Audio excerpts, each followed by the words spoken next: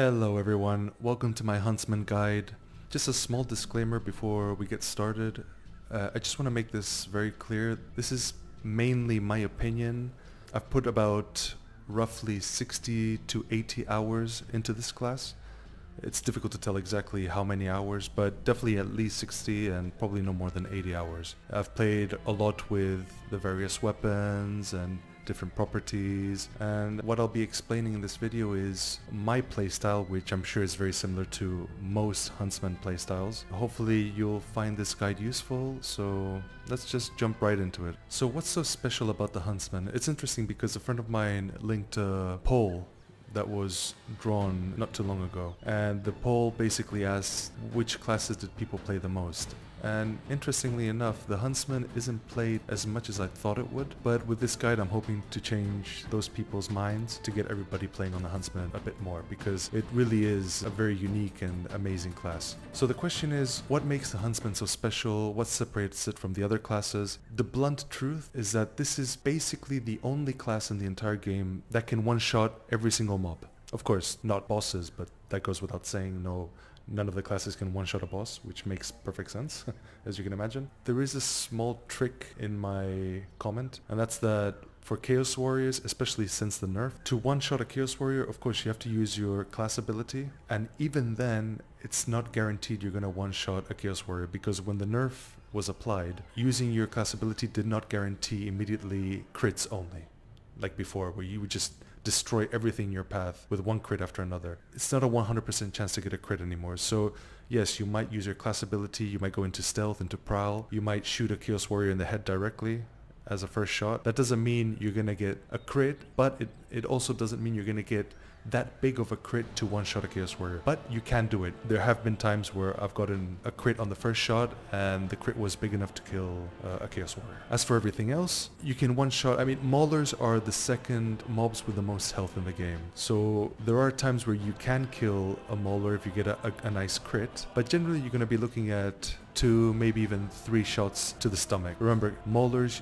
you generally don't want to aim at the head because they have armor on their head. You generally want to aim at their torso area, which is exposed, and that's where you're going to do the most damage. And of course, when you shoot at the torso, you don't get as many crits as shooting at the head. So that's the trick with the Maulers. Sometimes you might be able to one-shot them, even on the head, if you get lucky enough with an arrow penetration, with the longbow in this case. But generally, you're looking at between 1 to 3 shots. Now, the closest class that can potentially achieve what the Huntsman achieves is the Shade, but the problem with the Shade is that even though you can one-shot most mobs with a heavy attack, not just with a normal attack, but it has to be a heavy melee attack, ideally with dual daggers, which is the most powerful melee weapon right now in the game. If you want to one-shot every single mob, you have to use your class ability. For Chaos Warriors, of course, you can one-shot them. Even with just a normal hit, you can one-shot them because you're guaranteed a crit, and the crit is more than enough to destroy a Chaos Warrior, even 2 if you use a heavy attack. As for Maulers, you're not going to be one-shotting Maulers. Again, you have to use your class ability. The good thing is that your class ability regenerates fairly quickly with the Shade, but still, it's not like the Huntsman in the sense that you have enough space between you and the mob to not take a big risk going up to it, and you can one-shot them from a distance, so you're safe, and at the same time you can kill mobs quickly. Unlike the Shade, where you have to take more risk getting hit, and the Shade is very glass cannon. You can get hit once and you're dead. So with the Shade, it's riskier. You have to go up close and personal to mobs to kill them, and you won't one-shot every single mob without your ultimate ability. Unlike the Huntsman, which you can generally kill every single mob with 1 hit, except for the Chaos Warriors of course, but you can use your class ability for that. As a Huntsman, you're pretty much a human turret. Before I started playing with the Huntsman, I was playing a lot with the Pyromancer. I mean, I put over 80 levels beyond level 30, of course, so it's like 110 to 120 levels in total with the Pyromancer, so I played a lot with that. And of course, with the Pyromancer, you don't one-shot anything. I mean, pretty much anything at all in the game, but in return it's much more mobile, it's much more flexible in that regard. So when I started playing with the Huntsman, I noticed that it was just slower. When you aim fully with your arrow, you can't move. You're like literally a turret standing still and you shoot. I felt it was very clumsy class, just very slow. But once you get the hang of it, you know when to shoot, you know when to use your ability, you get your properties right. It's actually super powerful. And as a human turret, as I say, you're basically annihilating anything that comes your way. With the longbow, even hordes, when hordes are coming to you, your arrows can penetrate about 5 mobs in a row with 1 arrow. So you're recovering ammo with Scrounger. You're just destroying hordes before they even reach you. It's not as effective as the Pyromancer, but it's still amazing. To be honest, you don't really shoot arrows. You're basically shooting Tomahawk cruise missiles. It's insane. Another advantage, just like the Shade, the Huntsman is fantastic at killing bosses. You use your concentration potion, you use your decanter trait on your charm, so your potions last 50% longer, and you just start shooting at a boss and you just see the health going down really fast.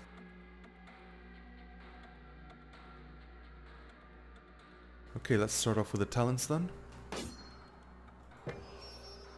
If you're using the longbow, I would recommend on target over keep him coming, because in practice, on paper it might sound better that you're reloading your longbow quicker, shooting faster, but in practice it doesn't really make any difference. On target, however, it does make a difference. I've actually tested this out. There are times where you shoot, and even though you shoot at the head, for some reason the arrow just goes left or it goes right, it just goes wherever it wants. This is going to happen to you even with this talent activated, but it's going to happen to you a lot less frequently. It also happens a lot less if you're shooting at a faster rate. If you're pulling back with mouse button 2 and shooting, instead of pulling back all the way and zooming in, it's going to happen a lot less. So I would recommend for tier 1 talent, I would recommend on target. If you're going to be using the handgun or the repeater handgun, I would of course recommend keep them coming, because they take pretty long to reload.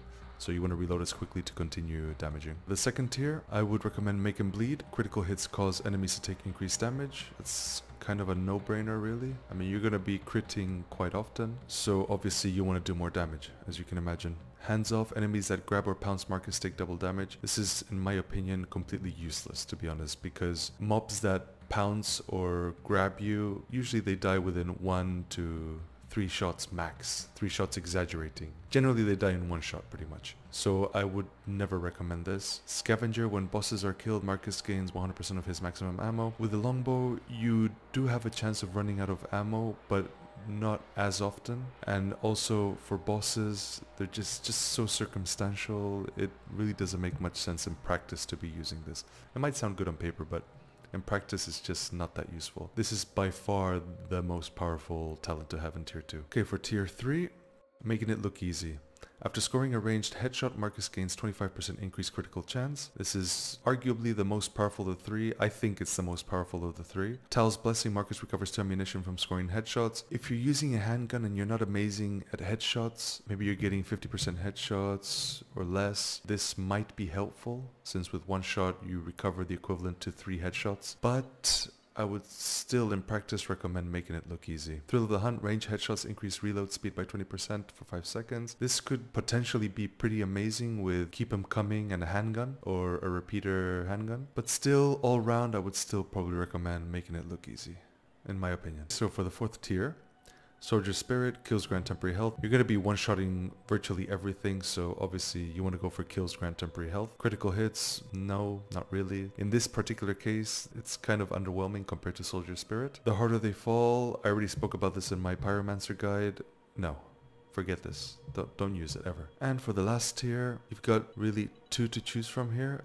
Blend in or I'm coming for ya. The problem is that after the nerf to the Huntsman, there's no guarantee of critting anymore when you go into Hunter's Prowl, which is your career skill. And to be honest, you're not going to be using your Hunter's Prowl as often as you'd think. You're not going to be spamming it constantly, because you're going to be saving it. Since you can pretty much one-shot any mob except for Chaos Warriors, you're generally going to be saving your Hunter's Prowl for Chaos Patrols, Storm Vermin Patrols, and for bosses. And Chaos Warriors, of course. If you have a Chaos Warrior show up, you can use your Hunter's Prowl to kill it as quickly as possible. So since there's no guarantee of getting a crit anymore when you go into Hunter's Prowl, you want to at least do more damage. So it's a combination of you save your Hunter's Prowl for key situations, so you're not going to be using it as often, which means you don't have to worry too much about the cooldown. And at the same time, since there's no critical hit guarantee, you want to at least do more damage while in Hunter's Prowl. Hunter's Respite Marcus recovers 4 health every second while under the effect of Hunter's Prowl. Pretty useless in practice. I would never use this personally. I don't know, maybe you have an argument for using it, but I would generally never use this. Remember, the whole point of a Huntsman is to do damage. You want to deal damage, and from ranged generally, and as much damage as possible. So regaining health, that doesn't really contribute to doing damage. You've heard me mention the repeater handgun a few times in this video. No, I haven't gone mad. I know many people, including myself, believe this weapon has been useless from the beginning. But look at it this way. You're strolling with your teammates through a map, and suddenly you hear the impending screech of doom.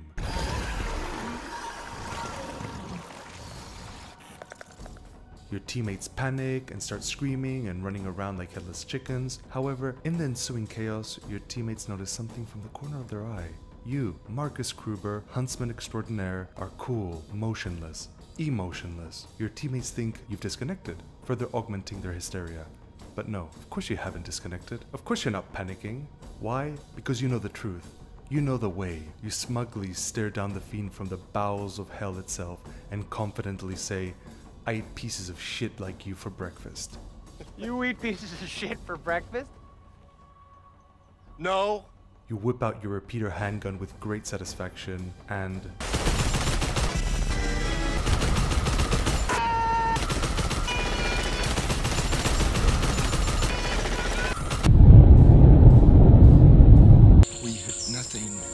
Yeah, you're probably not gonna hit shit, especially with a speed potion because of the insane recoil, so get practicing. The Chaos Spawn drops dead, and your teammates can't help but think, Classic MacGruber. yeah, the repeater handgun can be the shit, let me tell you.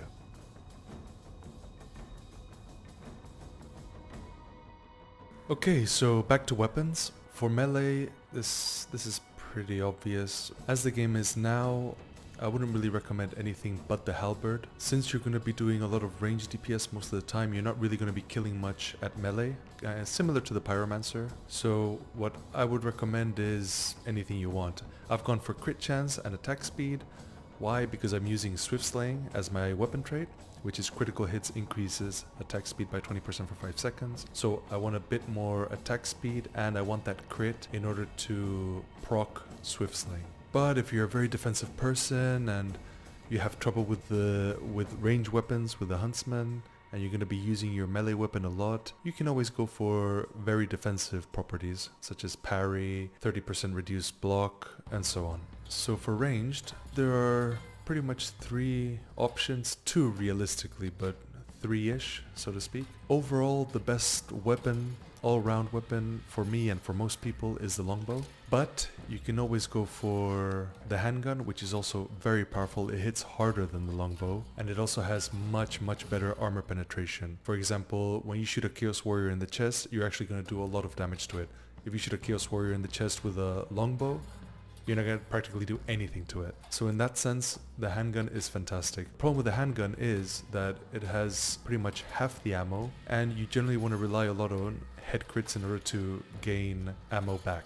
Unless you also put Scrounger, but when you do body shots, you're generally getting less crits overall. So you always want to be aiming for heads ideally. That way you get the most ammo back, you do the most damage. It's just overall the most effective way of handling the handgun. But not everybody can get headshots one after the other. With the longbow, on the other hand, you can also have Scrounger on it, and even though you are going to be aiming at heads most of the time, you can recover all your ammo when a horde spawns. You just shoot directly at a horde. You can penetrate around 5 mobs. So that's basically you're recovering, wow, like 15 arrows with 1 arrow. That's just ridiculous, obviously. So with a couple of arrows, you're at 100% ammo again. That's why the longbow is so amazing. As for the repeater handgun, yeah, it's good for bosses. It has very high DPS, but the problem is, again, the ammo. You have to be very careful with the ammo. You're not going to recover as much ammo, even if you do have Scrounger on it. You're really not going to be recovering that much ammo on it. So it's definitely the weakest of the 3. Blunderbuss, I don't even want to go into that because that's completely useless for the Huntsman. I'd never go for a blunderbuss. Ranking all 3 weapons, longbow for sure. Overall the best one, second handgun, and third repeater handgun. Just remember that when you zoom in all the way with any of these weapons, you're not going to be doing more damage. For example, the longbow, when you zoom in with your right mouse button and you zoom in all the way, that doesn't mean you're going to be doing more damage. You're just zooming in as a sniper to be able to maybe get headshots easier. With the handgun it's the same. When you zoom in with your right mouse button, doesn't mean you're going to hit harder. You can just shoot normally with your left mouse button and you'll do exactly the same damage. Having said that, you generally want to avoid zooming in that much because you're losing a lot of DPS. It takes a really long time to zoom in, specifically for the longbow. For the handgun, you can use your right mouse button, you zoom in very quickly, you shoot, but don't forget you do have a long reload time. With the longbow, you can right mouse button, zoom in just your first zoom, and you shoot. If you zoom in all the way, it takes too long, sometimes you can miss, it's not really worth it. And don't forget that your number one priority is to do as much damage as quickly as possible. So if you keep zooming in all the way, you're not doing more damage because you're doing the same damage by not zooming in, and you're doing it slower. Okay, so for properties, my number one-ish choice for the longbow, you can alternate this between the longbow and the charm of course, but for the longbow I would go for power versus chaos and power versus armored. As a huntsman, you're doing a lot of damage, so the squishier targets, you're generally gonna kill them in one hit. So you want to focus all of your attacks on the heavier mobs to maximize your DPS. So you want to go for properties that are targeted towards those heavier mobs. Chaos Warriors, specials such as Gunners, Warp Fire Rats, those are all armored Skaven. They're not just Skaven, but they're armored as well. So you want that armored trait. For the weapon trait, I would go for Scrounger, as I said before. Critical hits restore 2 ammunition. And this is pretty much the same for the other 2 weapons I recommended. Power versus monsters, power versus berserkers. It's just not worth it in my opinion. Because, well, first of all, there are very few of those mobs in terms of, Packmasters, Plague Monks, Assassins. There aren't that many, and generally they go down very quickly. Packmaster, for example, you can kill it in one shot. Maybe if you're unlucky, it might take 2 shots. Worst case scenario, it'll take 3 shots. Plague Monks as well, it's going to take between 1 and 4 shots. But again, Plague Monks, usually there are very few in an entire map. So it's just not worth investing properties into those talents. Of course, there are some achievements where you have to kill a boss maybe very quickly. In that particular case, yeah, you might want to go for power versus monsters and so on to gain additional damage. But again, very circumstantial, you're hardly ever going to use that.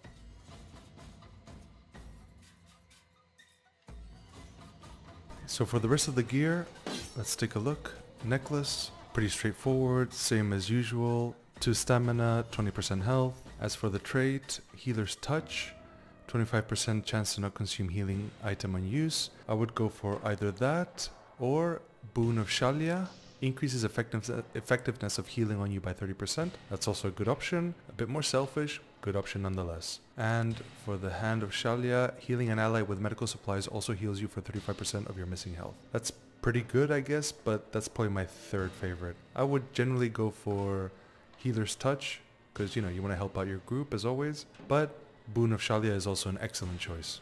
For properties on the charm, I would probably go with 10% power versus armored and 10% power versus Skaven. So basically you have chaos and armored on your longbow. Chaos warriors are taking damage from your power versus chaos, your power versus armored, and your power versus armored again. So that's 30% extra plus the multipliers, as well as any mobs that are considered to be chaos. Power versus Skaven, like I mentioned earlier, you've got your Gatling gun rats, which are actually armored Skaven. So you've got those specials, which are Skaven and they're armored. Gunners, Warp Fire Rats, these kinds of ads, they come under the categories of Skaven and armored. So again, they're receiving 30% extra damage. So you can one-shot these. If you're having trouble with your rolls, I guess a second option could be power versus armored and power versus infantry, or infantry and Skaven. I guess it depends, but I would give this more of a priority.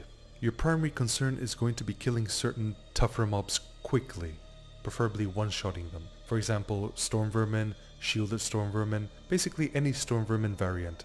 Chaos Warriors, Specials, like I said, Gunners, Warp Fire Rats, all of these are armored Skaven. And with these properties you can one-shot pretty much all of these mobs except for the Chaos Warriors. Chaos Warriors will generally require your ultimate ability to be activated if you want a chance at one-shotting them, which isn't always going to happen, it's quite rare in fact. And last but not least, Trinket. So let's check that out. This is generally the same option for everyone, give or take. You want to put curse resistance on there, especially since you're going to be playing as a group and you're going to be picking up grimoires. so you really want that curse resistance. And I've also put in 5% crit chance. That can be very helpful. As for the trade, I'm generally using Grenadier, which is 25% chance to not consume grenade on use. The other obvious option would be Shrapnel. Grenades cause hit enemies to take 20% increased damage for 10 seconds. This one is amazing. The reason I generally don't take it is because I have other team members that actually have this. So when we pull a boss, for example, the other person throws a grenade at the boss, staggers him, debuffs him with shrapnel, and that way I don't have to waste time throwing the grenade. I can just start nuking the boss immediately.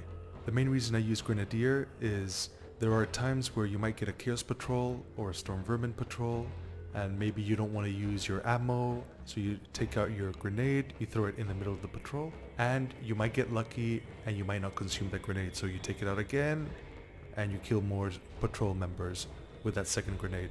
I've had moments where literally I have had 3 to 4 grenades proc, which basically means you can destroy an entire patrol by yourself. Thank you so much for your support. I really hope this guide has helped you. If you try it out, let me know what you think. If I've missed anything out, let me know as well. It's possible. There's so much stuff to go through that I wouldn't be surprised if I missed quite a few things. And I hope you really enjoyed the video, and I look forward to uploading some more guides. If you have any ideas on the next class I should pursue, please let me know in the comments below, and I'll catch you in the next video. Bye bye.